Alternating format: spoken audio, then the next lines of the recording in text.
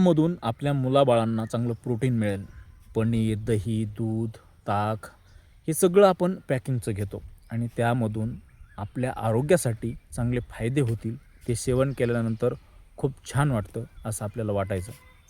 मात्र मागच्या काही दिवसापासून आपण पाहतोय तुकारामजी मुंडे साहेबांनी जी धडाकेबाज कारवाई केलेली आहे ना, जे भेसळयुक्त अन्न आहे ना, त्याच्यावरती अशी भयानक कारवाई सुरू केलेली आहे. लस्सी, दही, ताक, तूप अशा सगळ्या पदार्थावरती त्यांनी कडक कारवाई सुरू केलेली आहे. पतंजलीचे प्रोडक्ट देखील त्याच्यावर देखील कारवाई सुरू केलेली आहे. आणि जे जे सेलिब्रिटीज अशा पदार्थाची जे भेसळयुक्त आहेत त्याची जर जाहिरात करत असतील ना, तर त्यांच्यावर देखील कारवाई करणार असल्याचं त्यांनी सांगितलेलं आहे. मग विचार करा, अन्न व औषध या विभागामध्ये या अगोदर असे अनेक अधिकारी येऊन गेले असतील, त्यांना हे दिसलं नव्हतं का? काही भेसळ नवीन आहे, मात्र नाही, असे अधिकारी लाभणं हे खरंच भाग्याचं आहे. तुकारामजी मुंडे साहेबांसारखे अधिकारी असणं खरंच खूप महत्त्वाची गोष्ट आहे आणि त्याशिवाय आपला भारत प्रगती करू शकत नाही.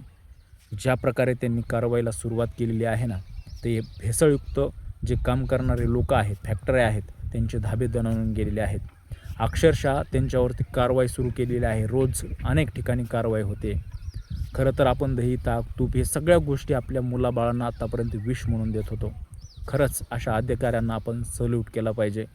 तुकाराम मुंडेसारखे अधिकारी आपल्या देशाला लाभले पाहिजेत आणि प्रत्येक विभागामध्ये असा तुकाराम मुंडेसारखा एक अधिकारी असला तर सगळेच विभाग आपल्या महाराष्ट्र शासनाचे जे वेगवेगळे विभाग आहेत ते खरंच खूप चांगल्या प्रकारे चालतील आणि असे जे प्रकार घडत आहेत हे प्रकार थांबतील. तुकारामजी मुंडे साहेबाबद्दल आपलं मत नक्की व्यक्त करा.